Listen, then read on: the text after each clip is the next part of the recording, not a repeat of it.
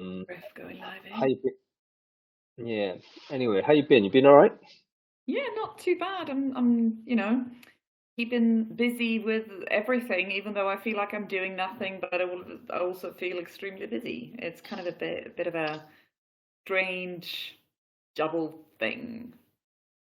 Yeah. Yeah, I've seen you being a bit more active online though, which is nice to see. So, Oh, it's you're all popping out. up on my timeline. Yeah, that's Yeah, what it's I all good. went to It's an all event good. last night here in Stockholm, and I was meeting up with people, and they were like, "Yeah, you seem to be really busy. I see you all the time. See you on LinkedIn and my feed." I'm like, "Yeah, that's because I have too much time on my hands, perhaps." No, it's weird, isn't it? Because the least visible you are, obviously you head down, you're cracking through. But then obviously you gotta when you don't sort of have a lot of delivery to do, you have to just get out there more, and you see a bit more. And how you balance those two things is actually a critical thing, which is what we're going to talk about. Probably one of the things that's relevant to talk about actually, because I think a lot of folks are out there trying to figure out how to navigate this market. And there's no single expert, but there may be some techniques that we can share and perhaps figure things out from there. Anyway, we're live, everybody. So welcome to Brainfood Live on Air. It's episode 232. This is actually the second of a double header. I've been on air like an hour ago. So we're just racking these things up in rapid order.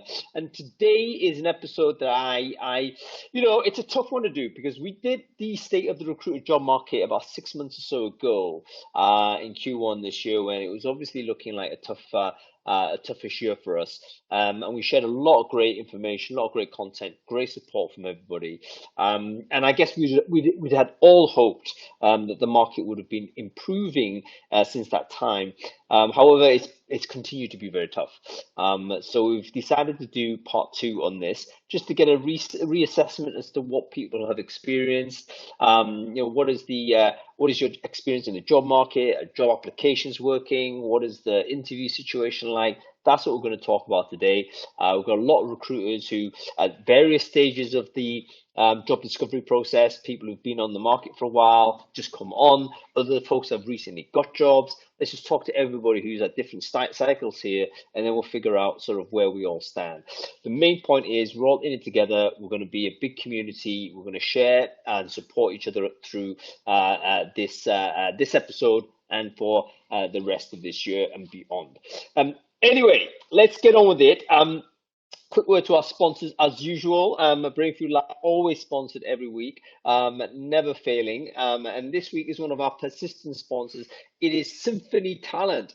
So if you don't know Symphony Talent, they actually went through a mega kind of rebrand refresh earlier this year.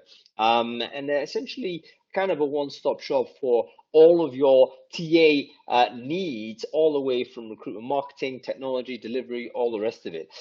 Really quite an interesting service. And if you're a type of business that is looking to essentially revise how you're going through your entire talent acquisition process, a business like Symphony Talent may well be worth your while to take a look at.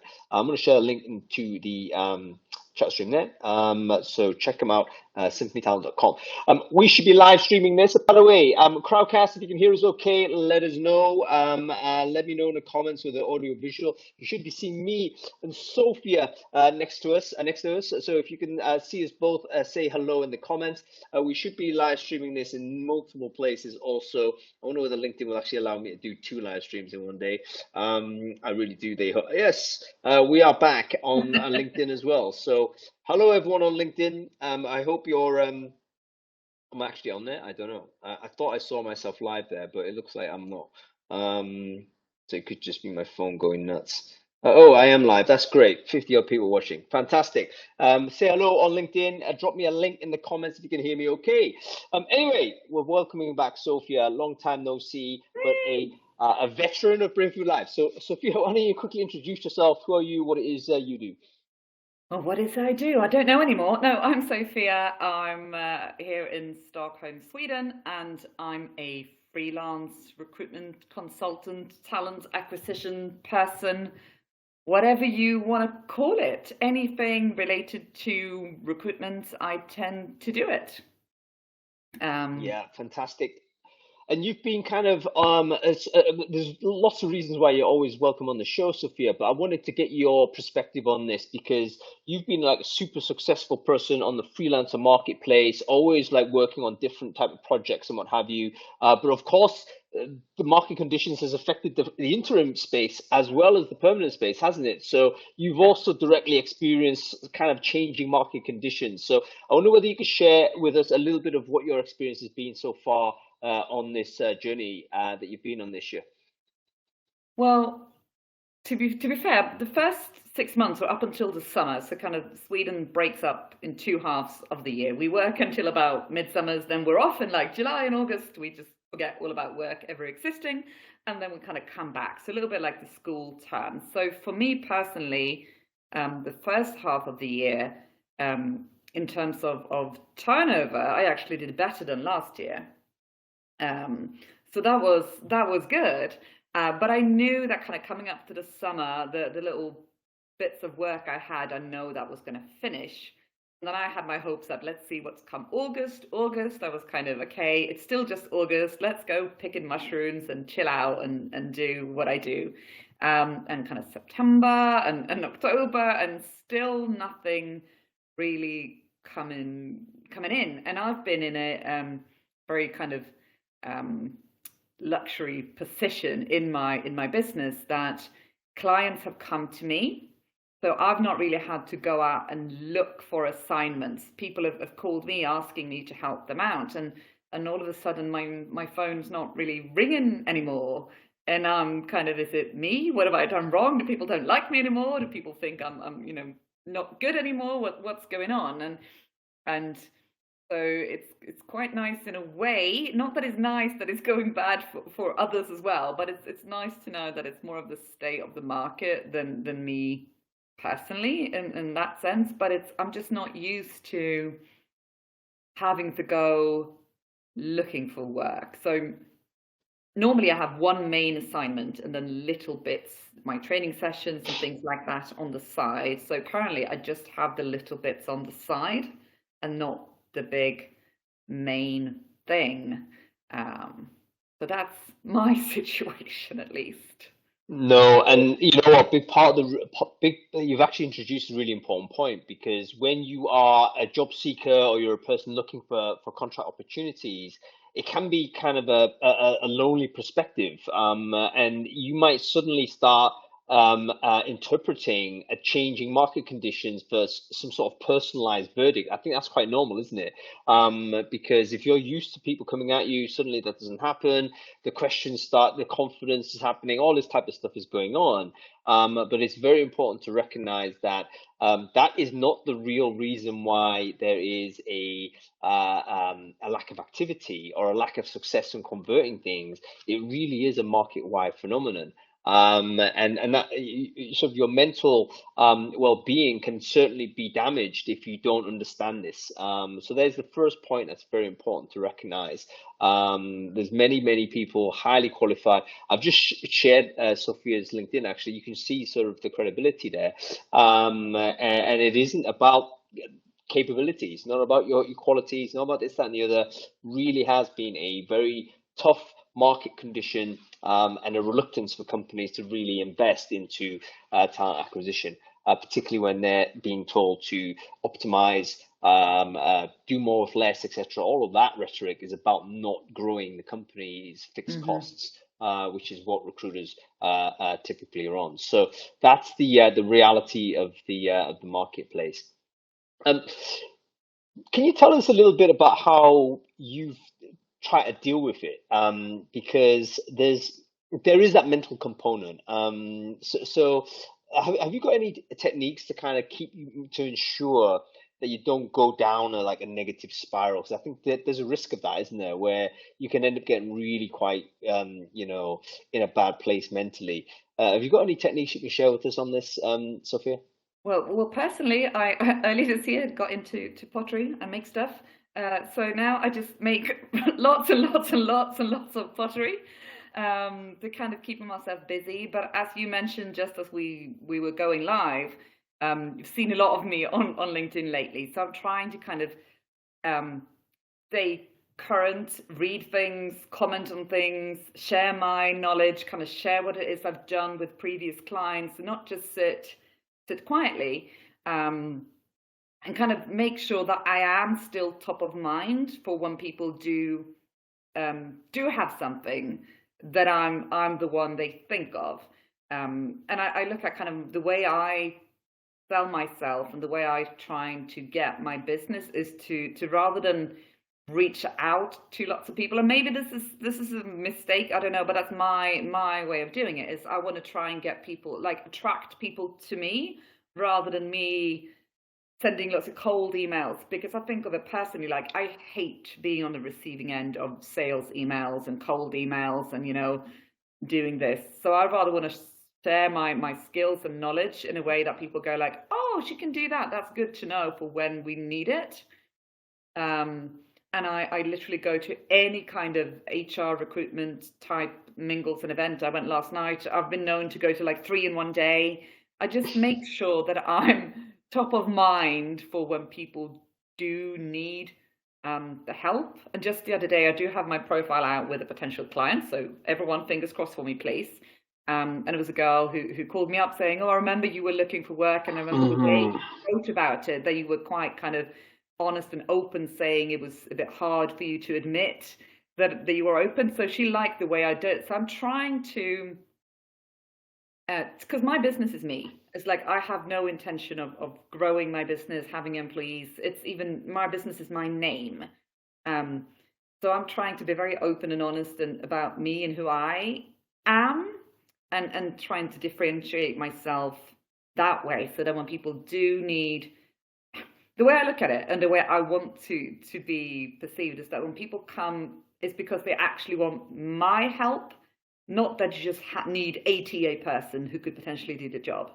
I kind of want people to want Sophia. No, and it makes absolute sense, and I love the immediate understanding that there's like kind of two approaches. Not to say you do one exclusively or the other, but there's an outbound approach and then there's an inbound approach. And you've decided, okay, what I need to do is to go outbound, sort of inbound. That means putting your commentary online, be more visible, and even being public about your current situation. So, because a lot of people might not know, it's like you can't presume that other people that have potential opportunities instantly know or remember that you might be looking for work. You have to re-emphasize that. You have to keep talking about it. And it's weird because some people, like to talk about it more than others. There may be character things here involved. And I just spoke to a good friend of mine, actually, who I know is inherently anti talking about himself. And I was trying to have a chat with him, and I was saying, look, man, I totally understand you don't like to do this or don't prefer to do this, but it's a technique that you might be able to use here because, or you might need to use because right now, whatever you're relying on is not working. And again, his approach previously was coming inbound and, relying on network and all the rest of it. Going and pushing content outbound, by the way, is simply making your network a little bit more electric. It's still your network seeing it, but your network is going to forget about you because you're not talking to them every day. So you can increase your visibility to them by posting stuff up there and start talking about it. And it could be, tell us a little bit about the sort of content you're sharing. So I wonder whether a lot of people might be listening to this and thinking, yeah, Hung, you might be right, but what am I talking about? What have you been talking about, online? Anything really. One of the things, because in the beginning, early this in like September, I did share that I was looking, and I kind of asked for advice of how do I go about finding work. So I had lucky a few people kind of offered to have a bit of a session with me, just a kind of brainstorming session to get ideas. And they specifically asked me like, well, what is it that you do?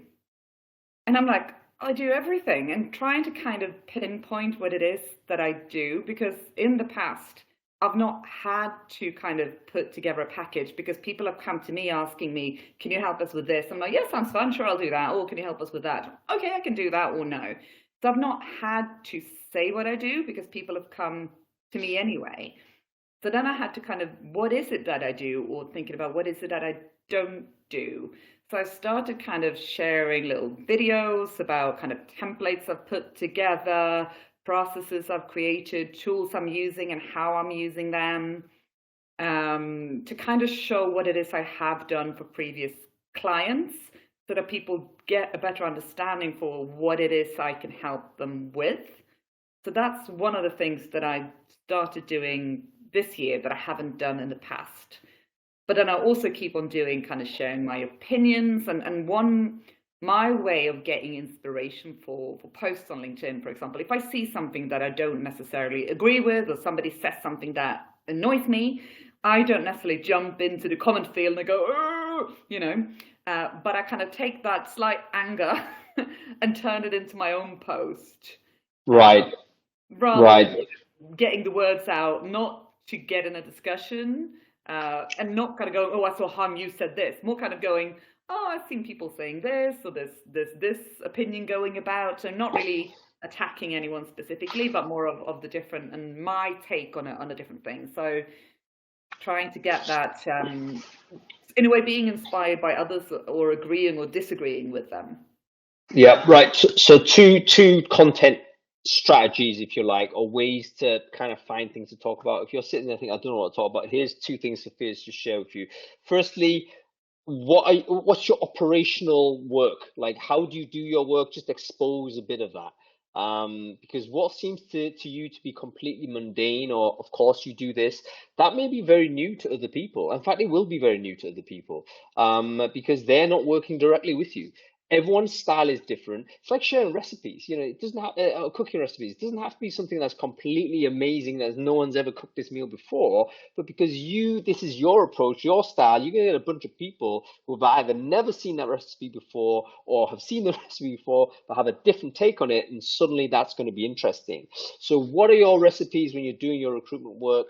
Do you recall those? Have you documented it? Do you understand your style, your approach?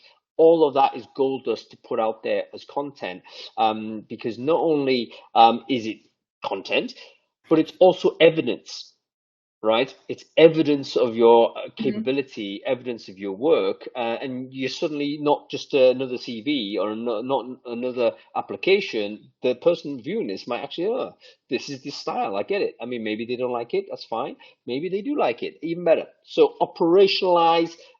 Basically, your work, publicize your operations. Basically, that's an easy way to get content out there. And by the way, you'll have never-ending amount of content if that's what you did. So there's the first technique. Second technique is like, please don't rage comment when you see something online. It's like, yes, you can rage comment, It's the but rage. you're wasting content opportunity, because what Sophia is talking about is, look, sit down on your annoyance for a second, understand why you're annoyed and try and articulate that in your own post. Why give the other person the traffic? Because if you're commenting on their post, you're generating traffic to that person. Not what you want at this time. You want people's eyeballs coming at you because you might be on the market and looking for opportunity. Take that comment. Can you craft a post on that and post it on your own page, and then boom, it all happens. So I think they're two great content ideas. I'd love for you to let me know in the comments yourself what your ideas are in terms of posting on it. I presumably it's all on LinkedIn. It's where you need to be. So how Yeah. do you go about finding stuff to talk about on LinkedIn? Let me know in comments. It might be useful to create a list of those things that are out there. Okay, cool. I'm going to bring on some of our other guests to see what their sort of the permanent market is looking like. Because Sophia, I suspect it's very similar, because I do believe it's a market-wide phenomena. We're going to keep you on, Sophia, so you're going to help me interrogate these guests here. I'll help you Let out. me, yeah, just be nice. You'll be fine. Um, you know, let's bring on Nikki.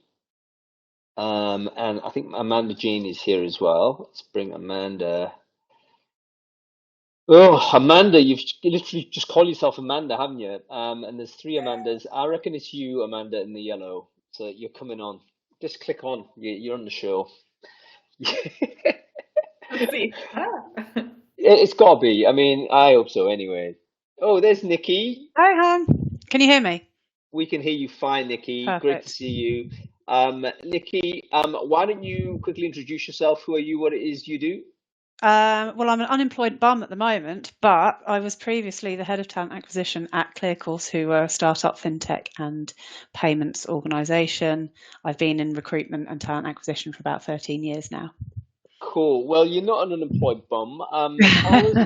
Tell us what happened. Like, how recent are you on the market, Nikki? Like, when did this occur? I was made redundant middle of October, so it's been roughly 4 weeks. Cool. So you're very fresh to this. Perfect stuff. We also have Amanda Jane. Great to see you, Amanda. Why don't you quickly introduce yourself? Who are you? What it is you do? Sure. Thanks for having me, Hung. What do I do? So I was previously a talent acquisition lead at Zalando, so also an unemployed bum, or rather unemployed. Yeah, been at Zalando for the last 5.5 years, until we had a round of, let's say, voluntary layoffs, as it was handled internally. I think that was around end of July that I started sort of garden leave, and then sort of officially off the payroll at the end of October. So it's been running for a while, but now definitely open to work. So that's what the situation's been so far. No, great. So first thing I want to say, and I know you guys came on just joking about it a little bit, but I wonder whether the language we use to describe ourselves is quite important. Because there's still kind of a sense of shame maybe about being on the market, isn't there? Especially involuntarily employed. I did a poll on LinkedIn. I think it was yesterday, maybe the day before, about whether the open to work badge was positive or negative. And overwhelmingly, everyone was saying, Hung, I can't believe you even put the post up there. Of course, there's no problem, problem, etc.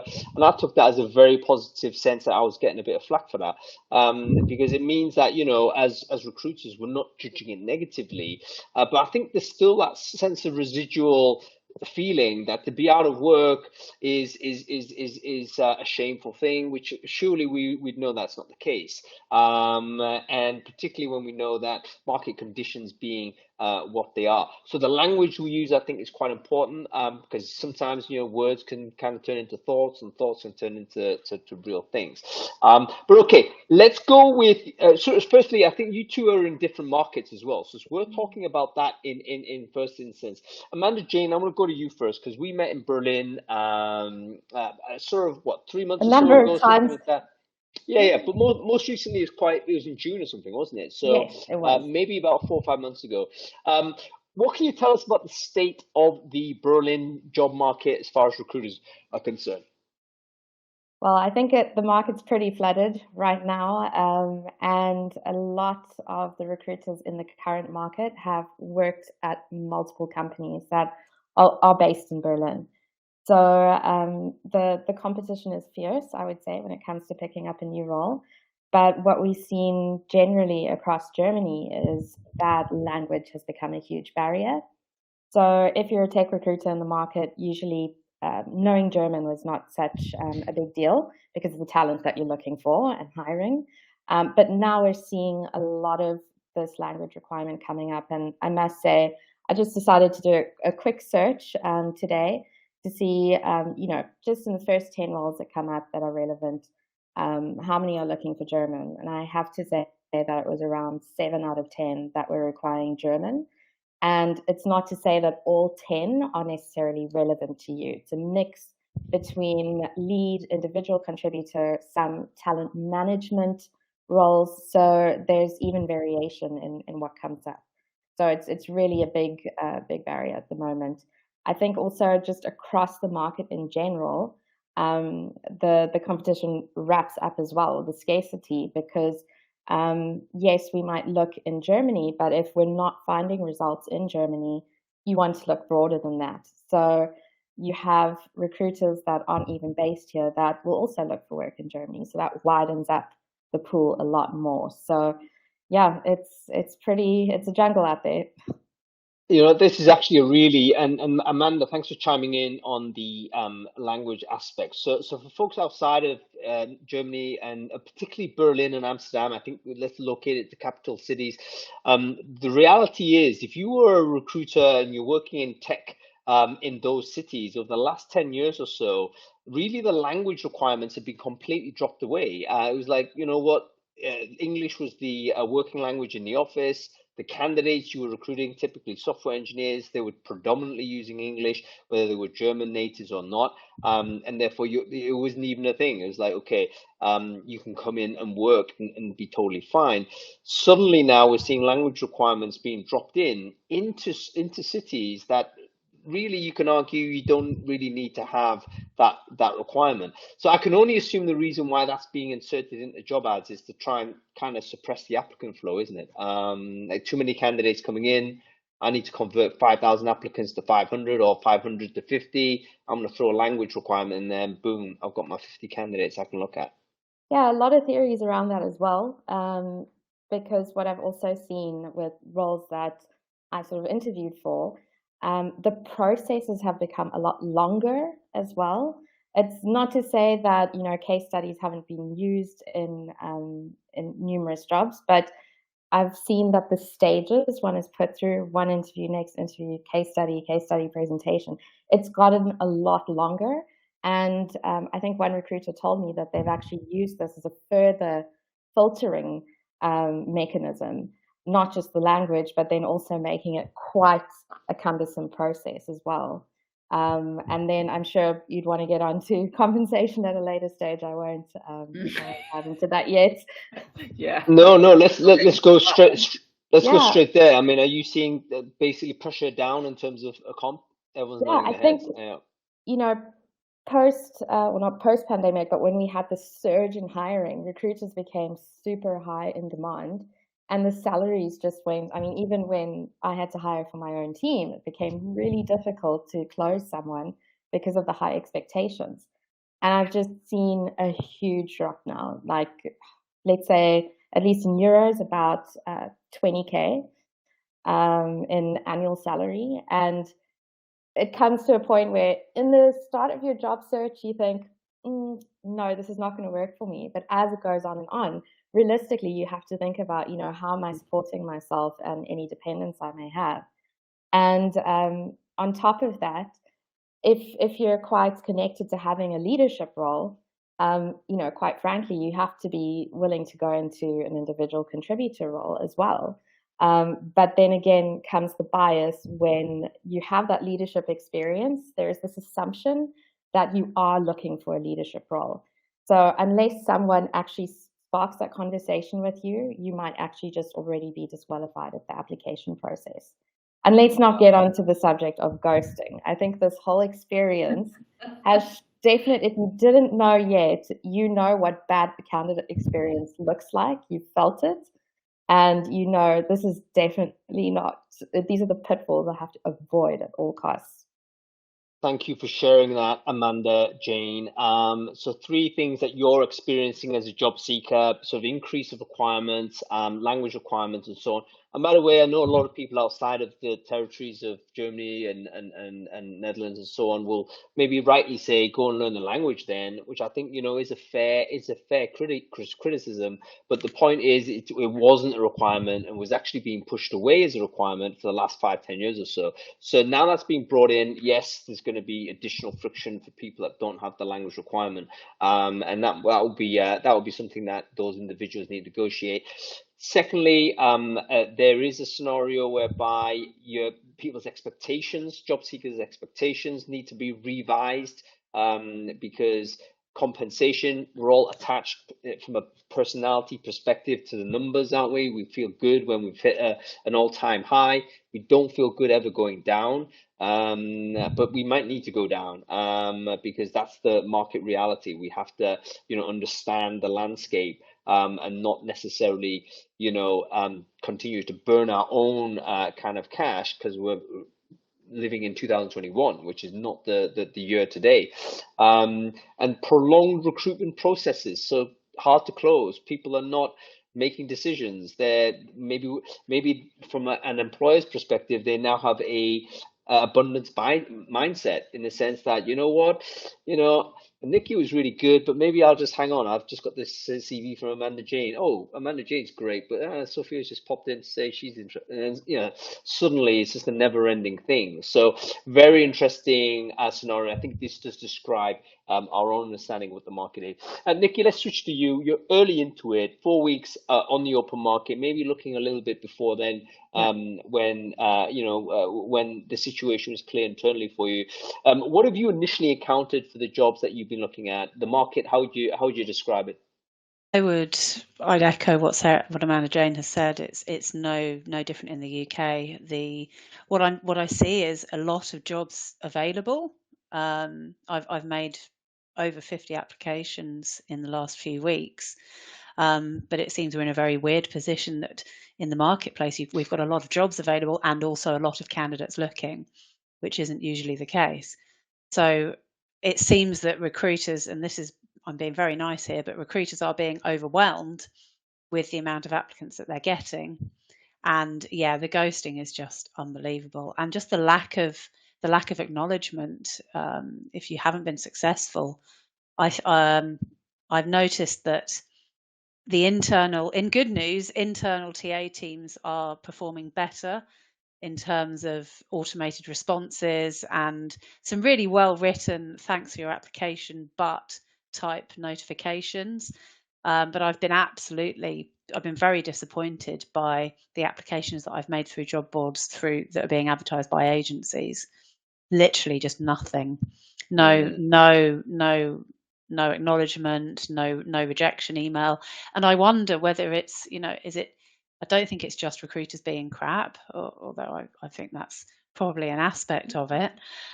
Is it the technology they use? Because internally, I know as a team lead, and I've implemented a number of different ATS systems during my time, and because I'm very passionate about candidate experience, I've always done everything I can to make sure that at every stage in the process where we can automate it, we make sure that somebody gets some form of communication. And you can do that quite easily with most ATSs, but recruitment agencies tend to use CRM systems as opposed to ATSs, which maybe don't have that functionality. That could be it, actually. Yeah, it could be an aspect of it. I'm trying to be nice. Part of it. Oh, yeah, trying to be nice. So yeah, we seem to have lots of jobs, but also lots of applicants, overwhelmed recruiters. I definitely agree with the salary range drop, roughly around 20k. And Hung, it's all very well saying, can we readjust our expectations and can we drop our salary requirement? But I've got a fixed term mortgage that comes to an end in April, and my monthly payment is going to be increasing by £300 a month. So can I afford to drop very much? Not really. Yeah, and that's the context. The cost of living crisis has gone completely counter to our own market conditions, which makes it really tough. So very sorry to hear those issues as well, Nikki. You mentioned something really interesting about sort of so you've applied. I don't think anybody can question the effort rate. If you're applying to 50 jobs, that's a decent sort of number of outbound. What have you received on there? So we know there's automated rejections. We know there's like black hole. Has there been any conversion, like any interviews, anything going on? Let me check my spreadsheet. I don't have a spreadsheet. You've got to do it, right? Ironically, the only role, I've been rejected for a job where the job description literally matches my CV. I've worked for a private equity backed fintech startup for the last 2 years. I set up TA from scratch and built out the team and all the processes, etc. There are job descriptions that have literally asked for someone to do exactly that I've been rejected for. The only role that I have got through to interview for is actually one that I didn't apply for, and I was approached via LinkedIn, and it's not even a talent acquisition lead or specialist or head of role. It's a slight shift, which is interesting. Cool. Interesting. Yeah.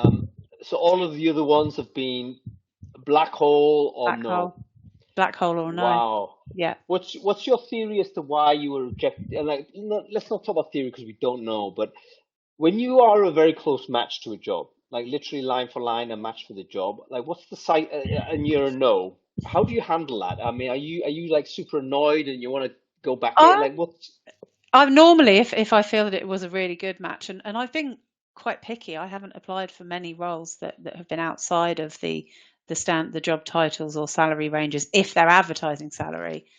So there are a number of reasons. If most applications ask you to put your desired salary in. If my desired salary is 10, 15, 20k higher than what they're paying, then they're probably just going to reject me out of hand because of the volume of applicants that they've received. I did get one bit of feedback actually. So what I'll normally do is I'll swallow the anger, and then I'll send a very polite email asking what I could have done to improve my application, or if I could have any further feedback. I got one response from one internal talent acquisition lead who said, all I can tell you at this stage is that we've had over 400 applicants, and this was for a head of TA role. Yeah. And this wasn't even anything out of the ordinary. It was hybrid. It was in London. I believe they were advertising the salary, and the salary was not out of this world. So this was your humdrum average head of TA role, over 400 applicants. Yeah, honestly, I think from the sheer volume, if there's just one little thing that, kind of disadvantages you in any way, I don't know, maybe it's, what one word. It could be one keyword. What letter your name starts with, I don't know. But then, you're just 1 out of 400, right? And is this, and I wonder as well, is this because it's been quite a long time since I've been a job applicant. I've been fortunate in that I've been able to base most of my internal TA career on following my chief people officer around. She unfortunately is not looking for a new TA lead at the moment. That could change. I'm keeping my fingers crossed. But I also wonder, is technology working for us as recruiters, or is technology, in terms of using tech to automatically reject people, is that rejecting people out of hand that might actually be suitable for the role? I think there's one thing here. I mean, the reality is if you're getting 400 applicants, there's going to be more than one person that's capable of doing that job. So there's probably going to be 30, 40, maybe even more people that could feasibly be candidates. But for the recruiter receiving that inbound, they can't process that number. So they're going to basically do an optimal stop when they've got a couple of candidates that look fairly right. Then it's going to either freeze, it's direct no, or again, just think about the psychology of it. It could be there's candidates that they like that are in process, which is why you get the black hole experience, because you're kind of kept on the back burner, and then they'll pull you back in if there's a dropout or something of this type. But we've also got commentary here. Daniela, thanks for sharing your experience. 110 jobs applied over the last 5 months, 2 first-round interviews only. So this is obviously the state of the market, but it also tells us a little bit about the strategy, job searching strategy, because if we know that it's a low percentage play to go and apply for jobs because you're up against 200-300 candidates at a time, then we can't be spending overly too much time on the applicant side, and maybe techniques like Sophia's of getting out there and drawing inbound, or finding other ways in which work can come towards you might be something we have to put into play here as well. And by the way, just want to say Caroline has shared something which she says is an upgrade on the spreadsheet. So I don't know whether anybody knows this product Teal, but it looks like it's designed for job seekers. And yeah, maybe something we could use. I don't know. Check it out into the chat. Okay, we've got to keep going, guys. We're going to keep with this, Nikki and Amanda. We're going to bring on some other people here to share their experience. Going forward, though, what kind of advice would you give yourself now that you know what you know? If you could jump back in time, back just when you were on the market for the first time, what advice would you give that version of Nikki, that version of Amanda Jane, in terms of how to approach this marketplace? So Amanda Jane, let's go with you first. I would say probably to be a bit open-minded, more open-minded in what you're looking for, that it doesn't have to be your typical recruitment role, because by also keeping more out there and speaking to people, it doesn't mean that you have to be a super social media star on LinkedIn or anything. Even just connecting with old colleagues and finding out what they're up to, even if there are some joint initiatives that you can get up to together, you'll start to find new avenues, be it in a program management capacity. Perhaps you're helping someone to demo a new product. It doesn't necessarily have to be a strictly TA role, and this might open up a lot more for you when it comes to, you know, finding your fit. I think you had a session today as well on how to map your career path. It doesn't always have to be what you think it should. And you might find out that, you know, there's something actually more interesting that you didn't consider before. Yeah, excellent, Amanda Jane. So you're saying, hey, listen, let's not be overly defined at the beginning of the journey, because you know what? You've got to take inputs from the marketplace and then figure it out from there. So let's be flexible, open-minded. We should always be this anyway. Obviously, you know what your North Star is, but you know what? How you get there could take a different type of path. Okay, cool. How about you, Nikki? What would your advice be if you could leap back in time and speak to Nikki Tarr 4 weeks ago? To be honest with you, the last 4 weeks have gone so quickly, hun, because I've been doing so much. I've been attending a lot of IHR events. You know, I've been getting out there on LinkedIn. I've also been doing a little bit of partnership with the guys at Bridge of Hope Careers. So I've been acting as an unofficial ambassador for them and making some connections that I know to see if I can basically sell their services into organizations, which I would agree with Amanda Jane. It is about being open-minded, because the role that I fight, that role that I had an interview for this morning, is more sales focused. And 4 weeks ago, that's absolutely not something that I would have considered at all. So yeah, remain open-minded, remain flexible, and try and stay positive. Yeah, absolutely. Well, let's make sure. Thank you for coming on and sharing your experience. That's fantastic stuff, guys. Stay with us. We're going to keep talking. We're going to keep sharing stuff. So thank you, Amanda Jane, and thank you, Nikki Tarr. These are recruiters that are available, by the way, so go check them out on LinkedIn. Okay, we're going to bring on John Hull here. John, he is a super experienced recruitment leader.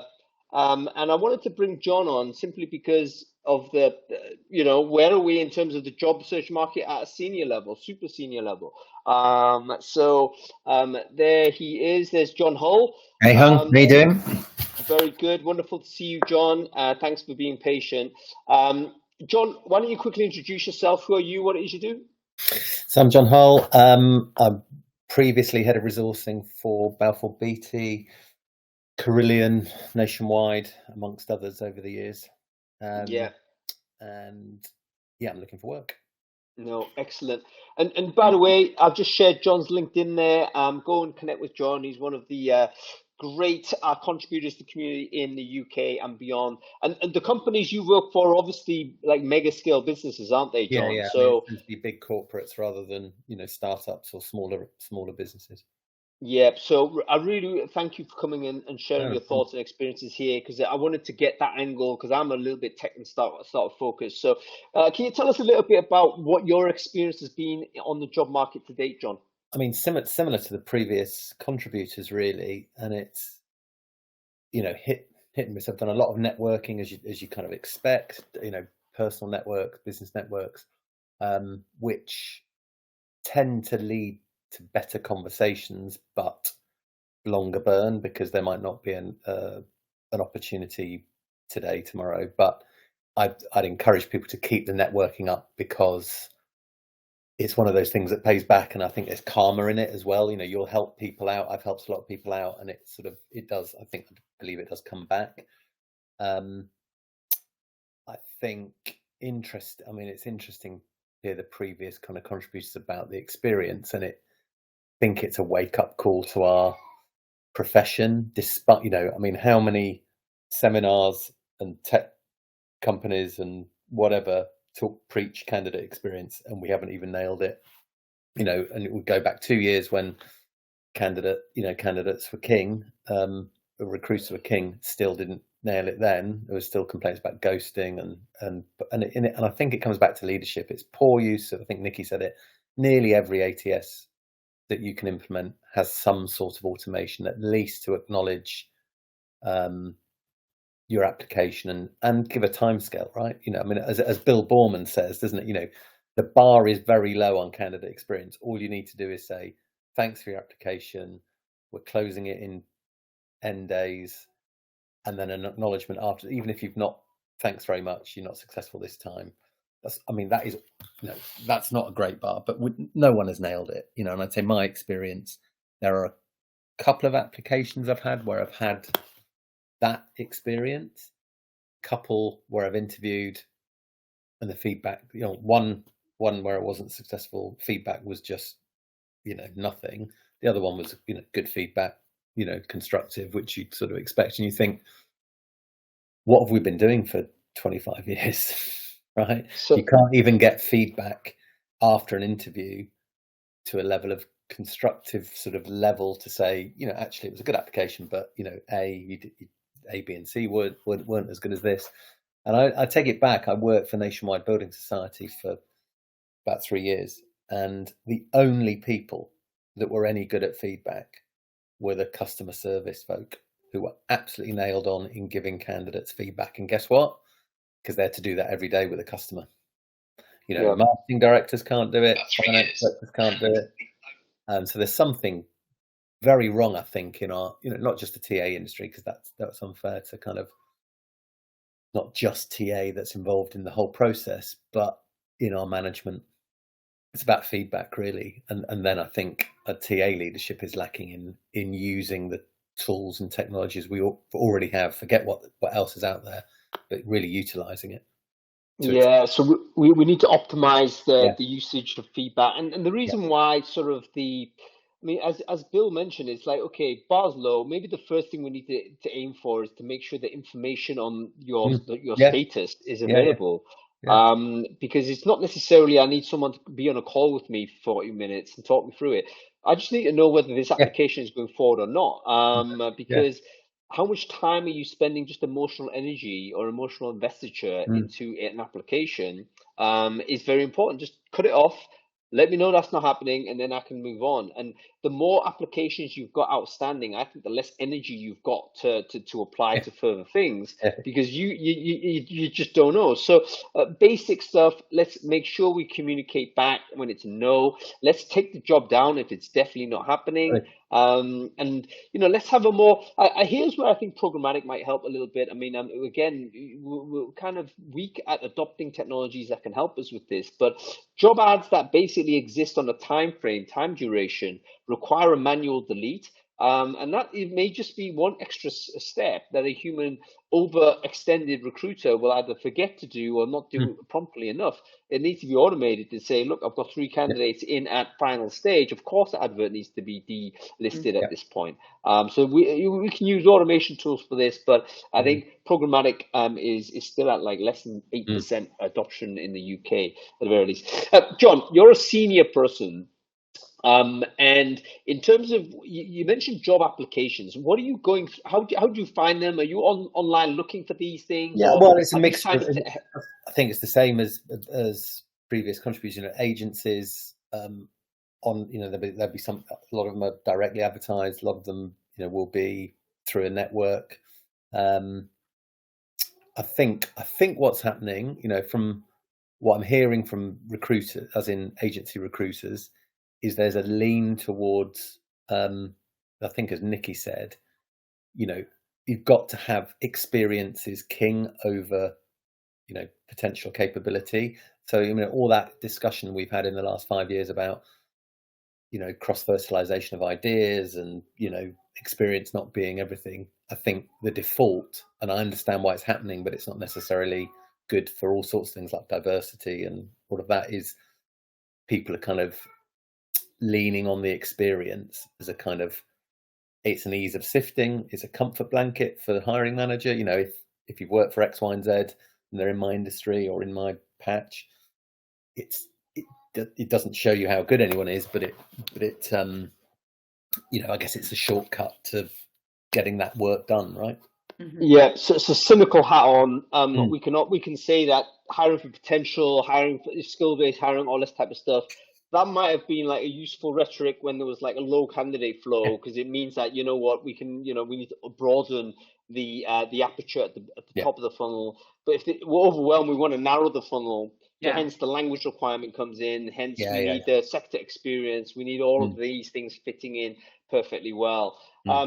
Okay, John, in terms of sort of your own kind of approach to the job search effort, Again, if you could revise your own way of doing it, how would you optimize your approach going forward? Where would you kind of say, right, actually, we should spend more time in this activity, less on that? Have you got any thoughts on that you can share? I think, well, I would say definitely your network or a network is from many perspectives. So one is you're more likely to get better kind of leverage because someone will know you'll make an introduction. There's some kind of personal connection, and actually, on that basis, is spend time with some third-party recruiters as well, because you've got to kind of, in this sort of market, you've got to go broad, but don't be scattergun, but find some of the agencies. I mean, you're going to apply for jobs that are run by an agency you've never heard of, but is keep on top of their mind, because they will know you, and when they get a job, again, that what is their trigger as an agency? They want to fill it quickly to get paid. So if they've got 1, 2, 3 people, they will go to the hiring manager, because I guess in this market the exclusivity thing goes out the window for those third parties potentially, and fees come down. So if you are top of their mind and you can, you are the CV they will bring to their that hiring meeting, right, and go, oh, they look all right. So I think the network and through the network you might learn is keeping your kind of skills sharp and knowledge sharp of the market as well. Definitely. Okay, really good tips with interacting with third-party recruiters. Don't neglect the third-party recruiter. Oftentimes we send the CV in, we have a phone call, and we just say, okay, let them go with it. But find a way in which you can keep top of mind. And by the way, I don't think John means just like hammering and harassing people. That doesn't help anybody. You've got to build a positive relationship with all of these people, but find a reason to be visible. Similar to something you mentioned, Sophia, at the beginning. Like, it's almost like just be top of mind without being intrusive. So find a way to be visible, because most people aren't going to hold 3,000 people's names in their heads. But if you're like there in their inbox, or you're kind of online somewhere and you're kind of like doing things in community, then suddenly people might just think, this opportunity's come up, this person might be relevant. I've done, I'm not sort of excessive, but a bit of blogging about subjects that about, particular passion of mine is assessment and automation. So I've done a couple of blogs on LinkedIn over the last 2 or 3 months on that, and you just get some, again, it doesn't lead to a job offer, but you get some comments and you get some feedback and visibility. Yeah, it is. Yeah. Guys, what this is simply brand awareness. It's exactly the same as you trying to do brand awareness, aside from generating leads. But we know that those two things work in tandem. Yes, you need to apply for jobs. You need to go more direct to where the opportunities are. Of course, that's true. But you also need to build brand awareness, because you'll get trickle through stuff coming at you. And when there is a point of conversion, the brand awareness they have of you is going to really help you make those conversions, because people are going to try and the need for recruiters right now that are recruiting recruiters is not to have to deal with an overwhelming mass of anonymity. They want to be able to pick out some people straight away. So these are techniques that you can do that. Folks, we are literally running out of time. So John, I'm going to have to leave you here. Great to see you, sir. Stay with us, and we'll be in touch offline in any case. We're going to bring on Tanguy Lacroix and Caroline Hunter in a second. Okay, folks, we always do this, by the way, and in the middle of every session. We have to do it at the end of this session nearly, because actually networking is super important, and there are some brutal realities about networking on LinkedIn, which is bigger is better than smaller. It's as simple as that. It helps you visibility, helps you discoverability, and it helps you find other people. There's no question having 30,000 connections is better than 3,000. No question having 3,000 connections is better than 300. You need to drop all that crap and start connecting with people. So what we have to do now is to help each other do that. So grab your LinkedIn URL, stick it in the comment thread in Crowdcast. If you're watching this anywhere on these LinkedIns, and I'm going out, I think, on Sophia's LinkedIn, Nikki's as well, and on mine, grab your LinkedIn URL, share it in a comment thread, and then make sure you connect with everyone else who does the same. You should be walking away from this session minimum 50, 60, 70 new contacts. Now, yes, they're all recruiters, but guess what? Those recruiters are going to get jobs at some point. Maybe you get a job and you do someone else a favor. Who knows? But be as connected as you can, even if the connection is of quote unquote low quality. You don't have to make friends with everyone. I wanted to answer that because I think the networking side of it is like, and keeping top of mind, not only with like on LinkedIn, like my neighbor, he's a developer.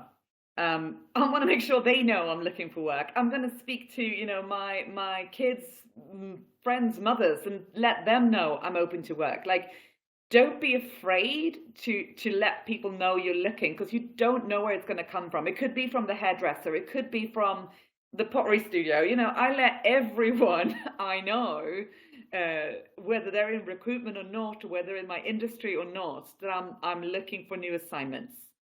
So yeah, and that's a really important point, Sophia. It's not just focusing on a single channel, it's multi-channel approach. Again, remember folks, this is marketing. Multi-channel is going to beat single channel. It's increasing, it's called increasing the surface area of opportunity. Yeah. Because you don't know who's connected to who. It's not visible to you. So the more you kind of expose yourself, you increase your surface area, your chances of success will increase. These things will happen. And actually, John mentioned it's karmic, but I don't think karmic is mysterious. It's literally about increasing surface area. If, for instance, if you're a job seeker and you're thinking, you know what, I've got some extra time, you're a recruitment expert, if you went and give free CV advice to a bunch of software developers, or if you give a bunch of like LinkedIn hacks for, I don't know, a CTO or something, guess what? That's going to be more visible. That's going to give you another connection point. It's going to get another audience suddenly aware, oh, this person's quite useful. And then before you know it, something might come back at you. Not karma, it's increasing surface area. Okay, Caroline, I'm going to bring you on. And look, Tongi, thank you for being patient. I'll bring you on as well. Guys, we're going to extend this show. We usually do at least an hour and a bit. We're going to go over that. But I think it's important that we keep this show on the go. Yeah, this is interesting and important, so we're going to keep going. Okay, here's Caroline, here's Tongi as well. Main stage, boom, boom, boom. Okay, cool. There he is. How you doing, man? Hello, Hang. Thanks for having me. Hello, Sophia. I'm good. Hello. Great to see you, man. And we have Caroline Hunter as well. Wonderful to see you, Caroline. Hello. Okay, let's do some intros. Tongi, can you quickly introduce yourself? Who are you? What it is you do? Yeah, so I'm a senior talent acquisition partner, and I just started in a new company 3 weeks ago. I'm starting to work at YouGov.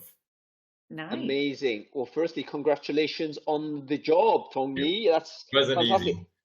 No, and you know what? Part of the reason why, I mean, you and I met in Berlin, Correct. in the same event as I met with Amanda Jane, actually. So wonderful to hear that you've converted an opportunity, because we talked about the jobs at that time. Caroline, quickly introduce yourself. Who are you? What it is you do? Hi everyone, I'm Caroline Hunter. I'm a TA leader, and I'm based in the UK. Fantastic stuff. And what's the latest with you, Caroline? I've also just started a new role this week on Monday. So I'm now a TA manager of a team that works across Europe in the med devices sector. Fantastic stuff. So folks, I wanted to bring on Caroline and Tongi at the end because it is possible to find work. It's not like it is a complete devastation. There are opportunities out there, even though market is tough.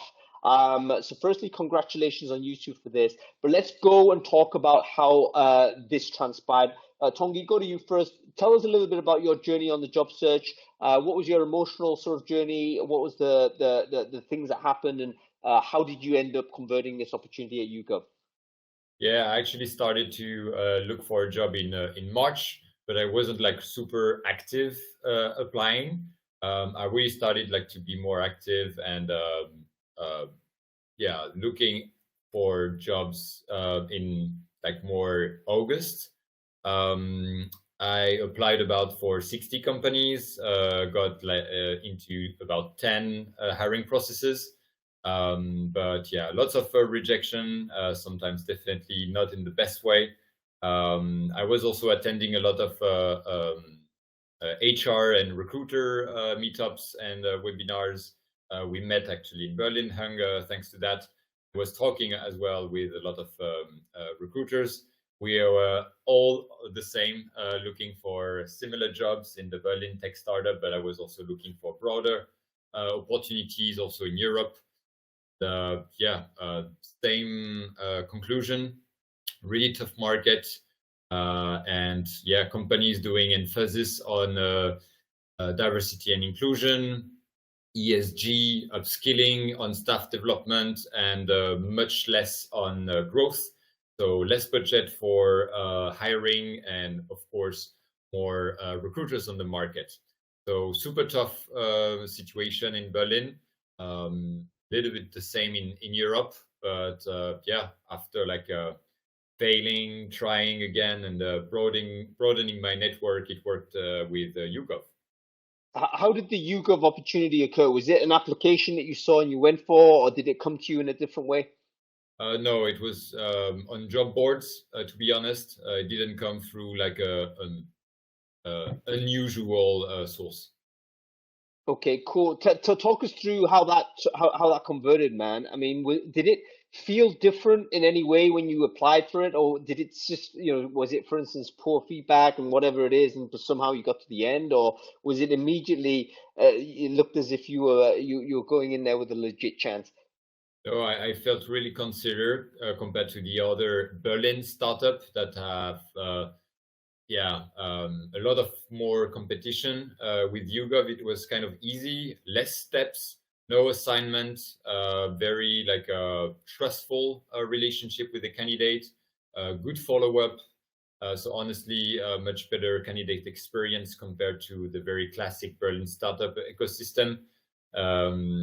Even though some of these startups were also doing a great job, I was also convinced through the candidate experience and the relationship with the interviewers. Yeah, fantastic stuff. Well, firstly, I mean, we said it before, but congrats on the opportunity, Tongi.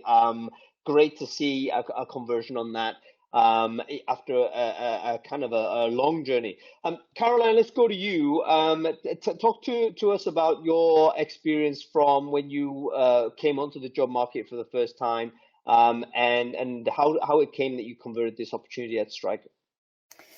So my previous role was made redundant. I was working in an RPO, and after spending most of this year reducing the team and looking for spare cash down the back of the sofa, we got to the point where my role was no longer tenable. So I was informed of that at the end of July, and officially on the market from the beginning of September. Started looking throughout August. And this is the first time that I have been on the job market throughout my career. I've been very fortunate to date, and have moved from within a job to another job. So it's the first time I've ever been a candidate in the truest sense. It was a shock, I can tell you. The market is brutal, and the experience was not positive. I applied, like many have already said on this call, I applied for a lot of roles. I made looking for a job a full-time job, and was sitting here at my desk from morning till evening applying for jobs and working the network. Hung, you've been absolutely amazing, and this whole community has been fantastic support through the experience. The particular role that I got was through a network connection. So somebody I was talking to, I had worked with previously, and they put me back in touch with someone that I did already know but wasn't in regular contact with, and reintroduced us and said, you're looking and you're looking for somebody. So that was really fortunate. So that was very good. And the process was a little bit like Tongi was just saying, it was like night and day. I don't know if this is because I did already know the organization. I don't think so. But it was a really pleasant, positive experience. It was intense. I had a lot of interviews, but they kept me up to date all the way through. Really good communication, and it just made me feel like this was absolutely the one that I wanted to go for. Yeah, fantastic stuff. And Caroline, one of the things that you've been doing, I've noticed, was again increasing visibility online. You know, I mean, I've noticed it because your commenting is there, your posting's there, and all that type of stuff. And you know, I think there's two ways in which that's valuable. Number one, we talked about the visibility as on the first hand. But secondly, I wonder whether it's actually useful from a mental health perspective, because you're engaging with people, aren't you, rather than just totally isolated trying to endless applications. Absolutely. I think one of the things I found the hardest my first week when I wasn't, you know, when my laptop was sent back and I didn't have things, was to look in my calendar and see it completely empty. I mean, I just a little part of my heart died on that day when I looked at it, to be honest. So what I did was start to fill my calendar with things. So these webinars, and I made sure that I had at least once a week, I was catching up with someone from my network for a virtual coffee. And I also did some volunteering as well. So again, some people that I had worked with previously were working on military transition. I know nothing about military transition, but it has got a link to TA. So I put my hand up and said, let me help. I ended up doing some admin stuff, but it was brilliant for the network and for keeping me busy. And it meant that I had calls and things in my calendar. I felt productive. I felt like I had a team. So all of these things were vital for my own sanity, basically, through the process, so that I didn't feel completely isolated and alone. So one of my top tips for people would be find your people. So like find the people that are in the same experience. And like if you don't like networking or going to events, that was another thing. A colleague of mine who lives nearby was also made redundant around the same time, and we went to some of the in-house recruitment events and things like that together, so we didn't have to walk in on our own, which is the bit that I really wouldn't have liked to do. But we also were able to connect around some kind of virtual things as well. So I had a little group of people who were all looking, and we had a weekly call, like a team call. And we used to just chat, you know, how's your week going? We were able to share war stories, but also, you know, little jokes with each other. And it helped inordinately to have that group of people who were going through a similar thing, a little bit like this conversation, really. So just to be able to kind of bond with other people. And if you're having a bad day, they'll help to pick you up, and you do the same for them when they're having a bad day. Do you know what? I mean, exactly this. It's almost like a gym club, isn't it? Like, you've got to keep yourself accountable. You've got to engage with each other, support each other. Don't think that you're competing for the same job, even though it may be the case that the application's going in the same place. You get much more value interacting with each other and building keeping morale high. Because one of the things with sort of being out of work involuntarily is that there's a risk that your morale gets eroded over time. And I can tell, I mean, it's been a long time since I've been out of work, but I have been involuntarily out of work for 18 months before. So a mega long period of time. And that, I tell you, my confidence was at rock bottom at that point, because I felt completely worthless. My target applications were going lower and lower because I just assumed that, you know, I wasn't capable of doing that job, therefore I was rejected. So I need to keep going lower. And eventually it got to the point where I could not go any lower. It was literally, there could not be any lower. And I realized, you know what, that ain't me. There's something else going on here. And it took me a long time to realize that. And if I give myself some advice back then, it's like, you know what, you have to connect with other people in the same boat, because there's a different kind of information source that they're experiencing. And even if they're, you know, in the same boat and whatnot, it's just that parallel support that you're getting, and you're realizing, and it's just not you, it's the wider marketplace. Keeps your morale at the right level, keeps you going.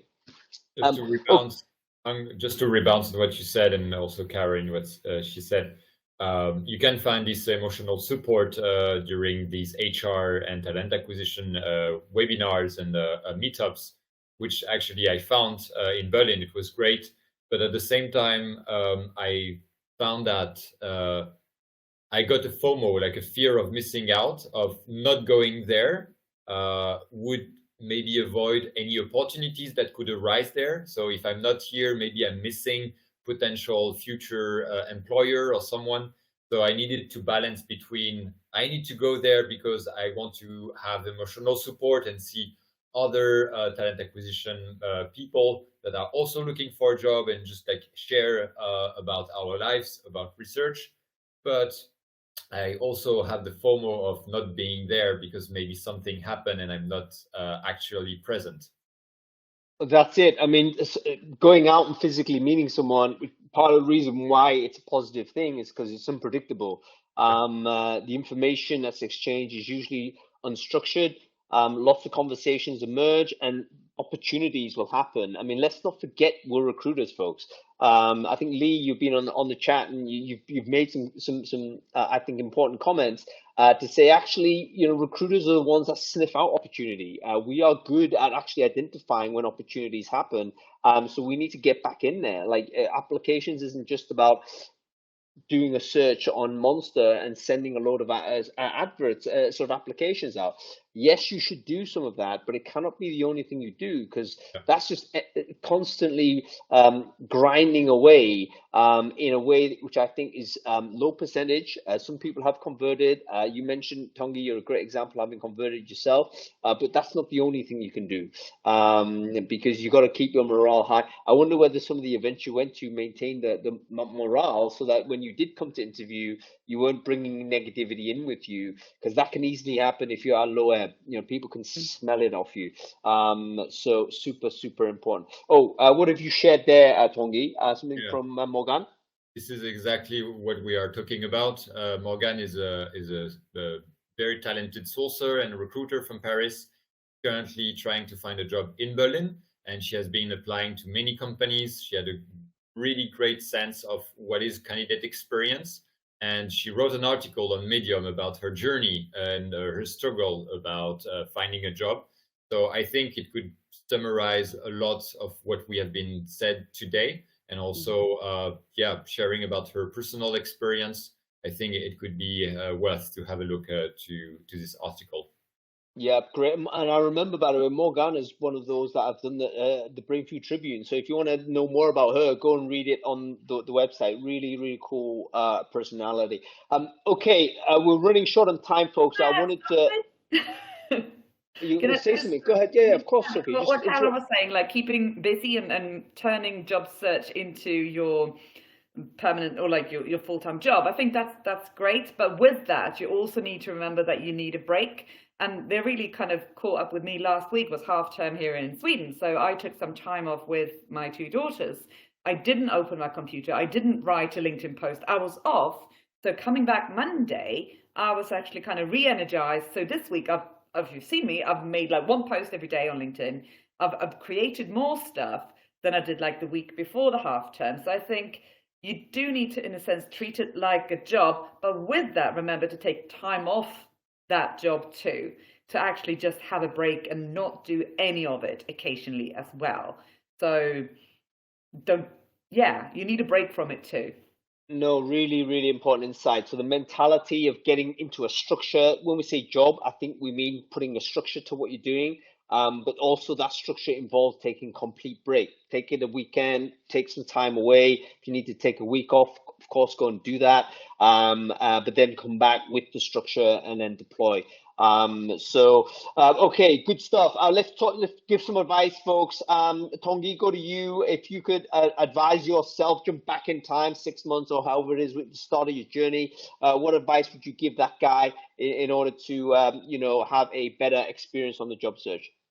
Yeah, the top advice I would give is probably start measuring your application from day one. I did that maybe a little bit later, and I regret. Honestly, I should definitely use some data about application, number of responses, positive.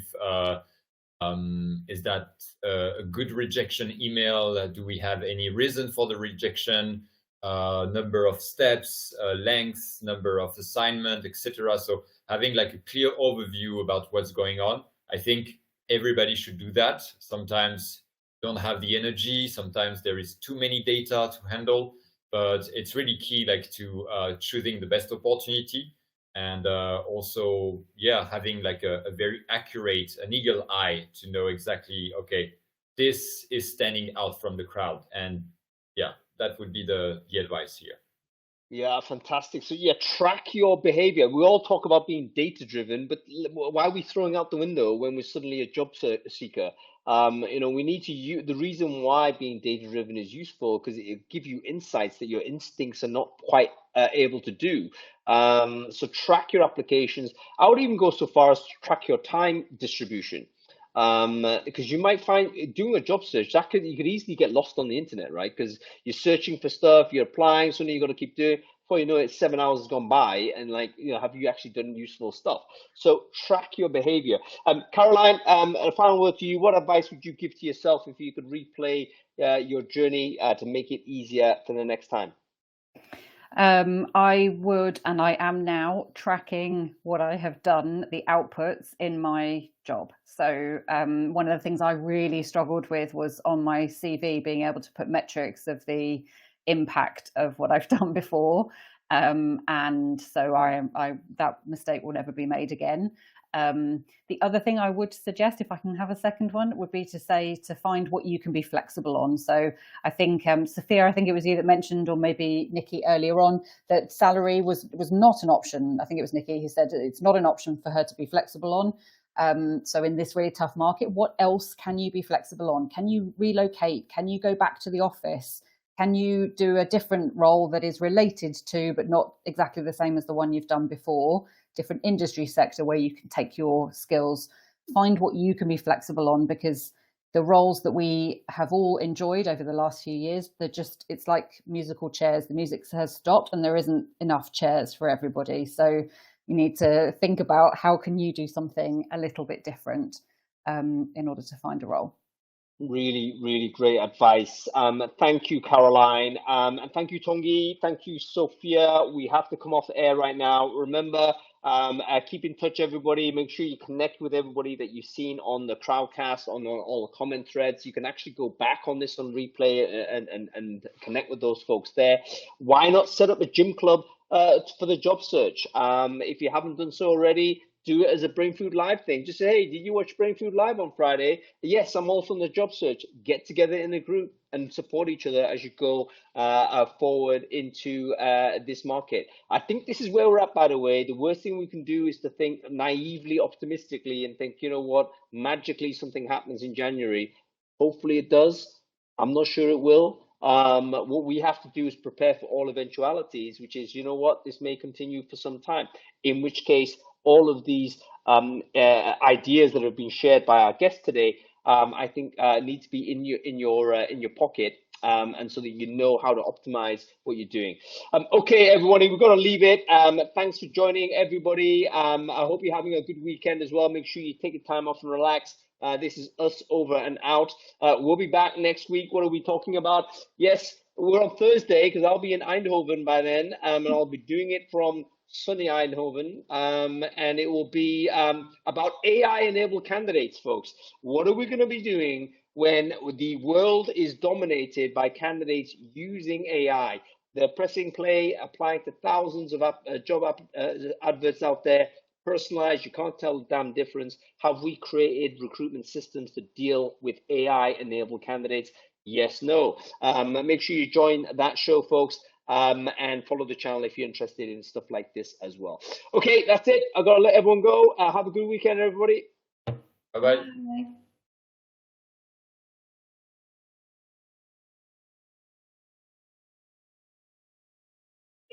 Well, that's it. That was pretty exciting, wasn't it, Sophia? Yeah, let's just see how much work I get from this then.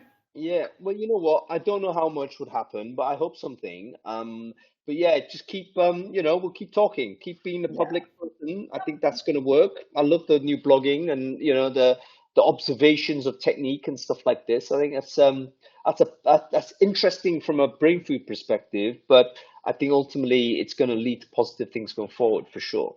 But the good thing is, obviously, I have been fully booked for the past 4.5 years. So it's not like, in terms of what kind of salary I can pay myself, I haven't been able, I haven't had to lower that. So kind of my personal economy is still fine.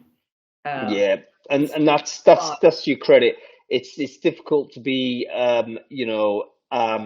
a solopreneur for a long period of time, but the fact that you've done that, I think, really gives you confidence. And you know, some of the older heads in the who might be watching this will probably have a little bit more confidence as well, because you know it kind of trails around, and you'll get through it. So anyway, listen, I'll let you go. Lovely to see you. We'll hopefully catch up soon. We'll do a call or something off air and whatnot. Sweden. And we'll see where we're at. Just come here. You know, it's lovely and dark outside. Yeah, I don't think Sweden in November and me are going to get on, to be honest. I'll pop over for Midsummer next year. How's that? Yeah, you can be a little frog and have fun. All right, I'll catch you later, okay? Bye.